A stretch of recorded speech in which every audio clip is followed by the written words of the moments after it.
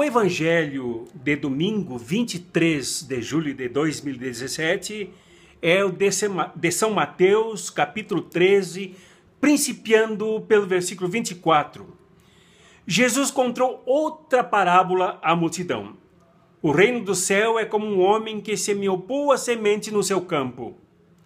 Uma noite, quando todos dormiam, veio o inimigo dele, semeou o joio no meio do trigo e foi embora. Quando o trigo cresceu e as espigas começaram a se formar, apareceu também o joio.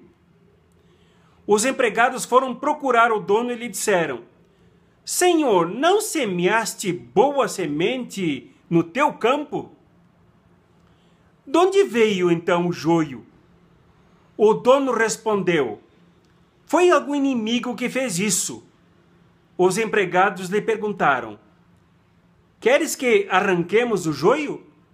O dono respondeu: Não. Pode acontecer que arrancando o joio, vocês arranquem também o trigo. Deixem crescer um e outro até a colheita. E no tempo da colheita direis aos ceifadores: Arranquem primeiro o joio, e arranque em feixes para ser queimado. Depois recolham o trigo no meu celeiro. Pulando para o versículo 36. Então Jesus deixou as multidões e foi para casa. Os discípulos se aproximaram dele e disseram: Explica-nos a parábola do joio. Jesus respondeu: Quem semeia boa semente é o Filho do Homem. O campo é o mundo. A boa semente são os que pertencem ao reino. O joio são os que pertencem ao maligno. O inimigo que semeou o joio é o diabo. A colheita é o fim dos tempos. Os ceifadores são os anjos. Assim como o joio é recolhido e queimado no fogo, o mesmo também acontecerá no fim dos tempos. O Filho do Homem enviará os seus anjos e eles recolherão todos os que levam os outros a pecar e os que praticam o mal. E depois os lançarão na fornalha de fogo. Aí eles vão chorar e ranger os dentes.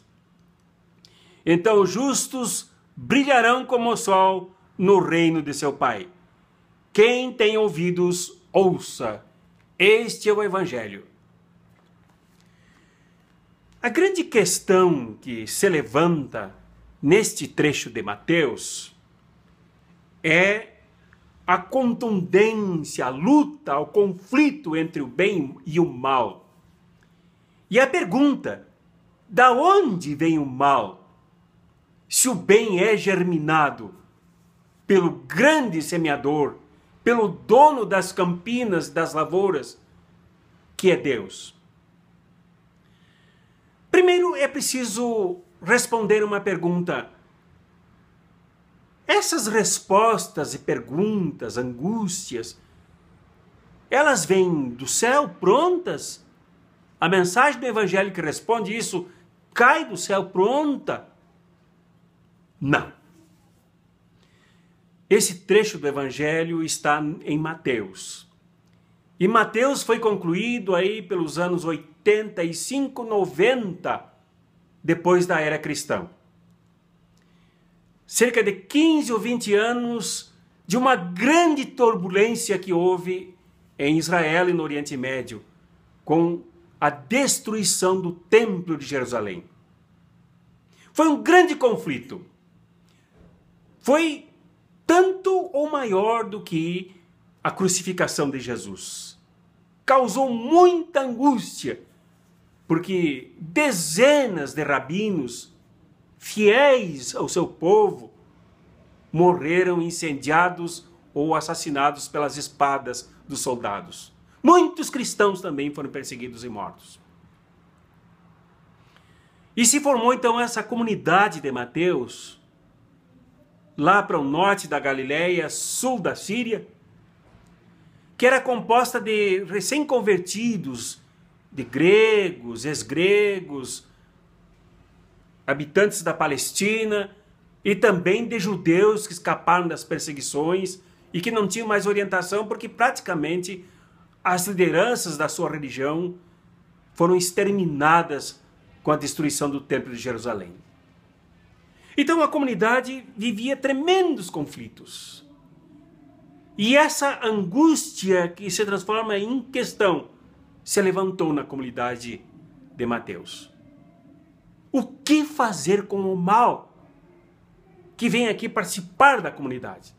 Este mal eram muitos das correntes mais tradicionais do judaísmo, aqueles apegados às leis, ao pé da letra das leis mosaicas, e que viravam verdadeiros inimigos perseguidores daqueles que eram julgados por eles como maus.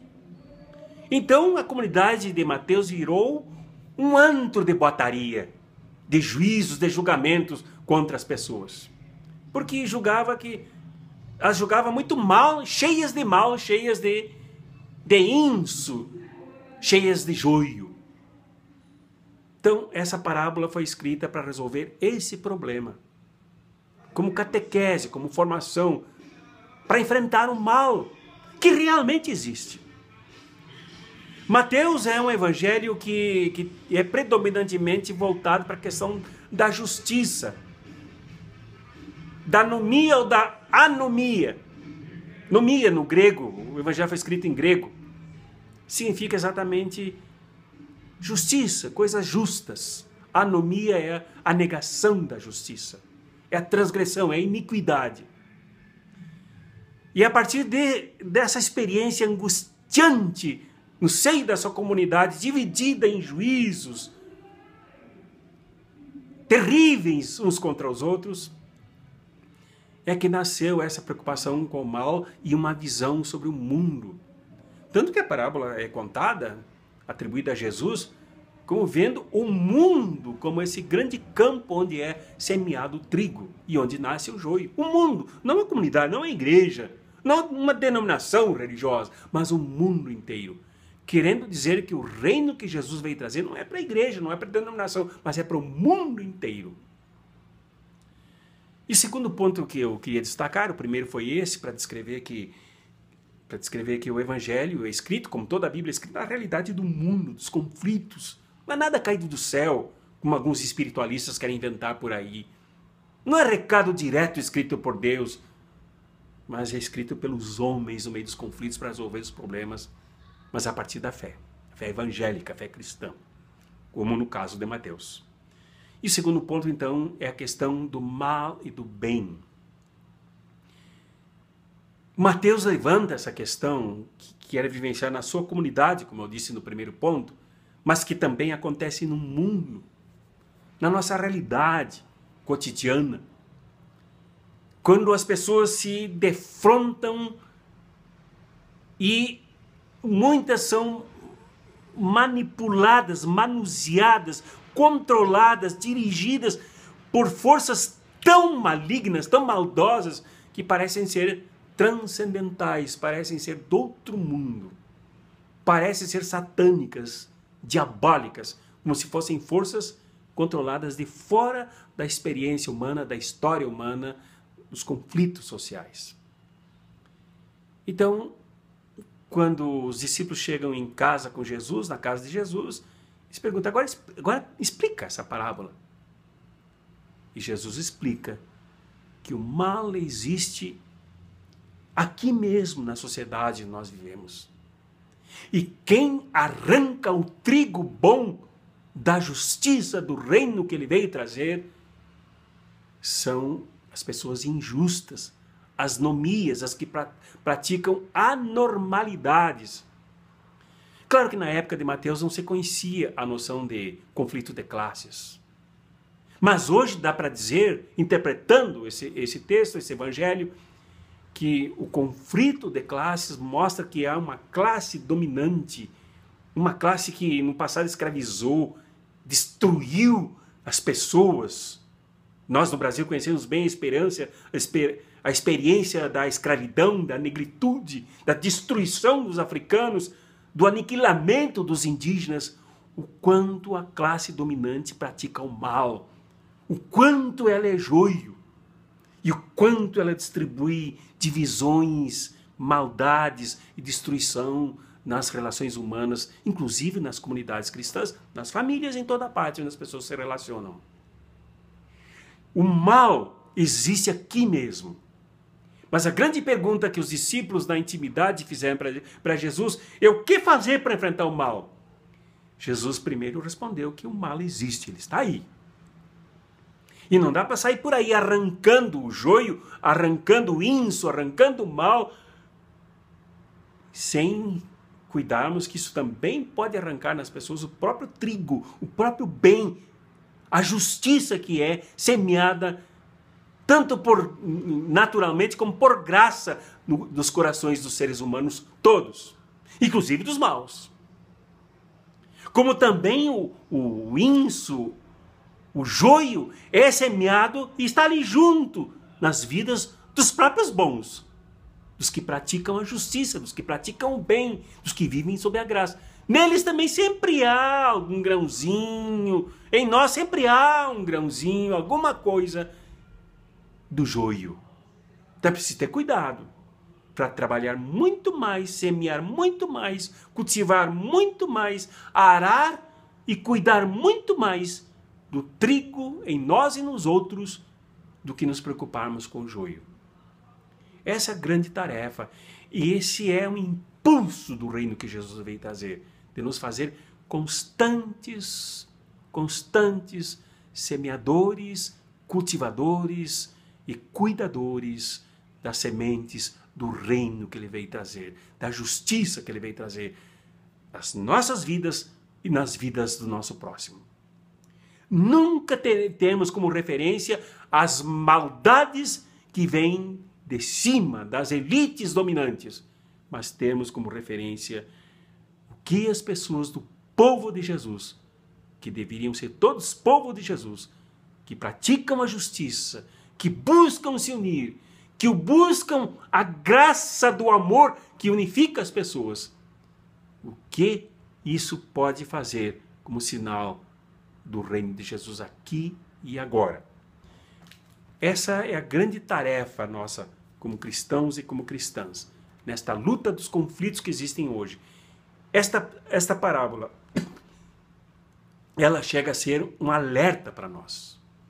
Nós vivemos grandes conflitos cujos cálculos dos males que eles produzirão, dessa elite que quer destruir o nosso país e o mundo, a elite mundial, dona dos verdadeiros arsenais de joios, depósitos imensos de joios, para destruir o mundo e nos destruir, germinando em cada uma das pessoas, inclusive as mais puras, as boas, tantas maldades, tantos juízos contra os outros, tantas distorções, tantos tribunais que destroem os outros,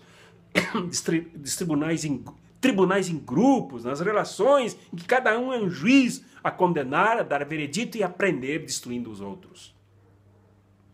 É preciso aprender com esta parábola de Jesus, que é sempre oportuno, é sempre tempo, daqui e agora, do reino que ele pregou, que ele ensinou, que ele nos entregou, de construirmos esse grande campo, nesse grande campo também semearmos permanentemente o joio.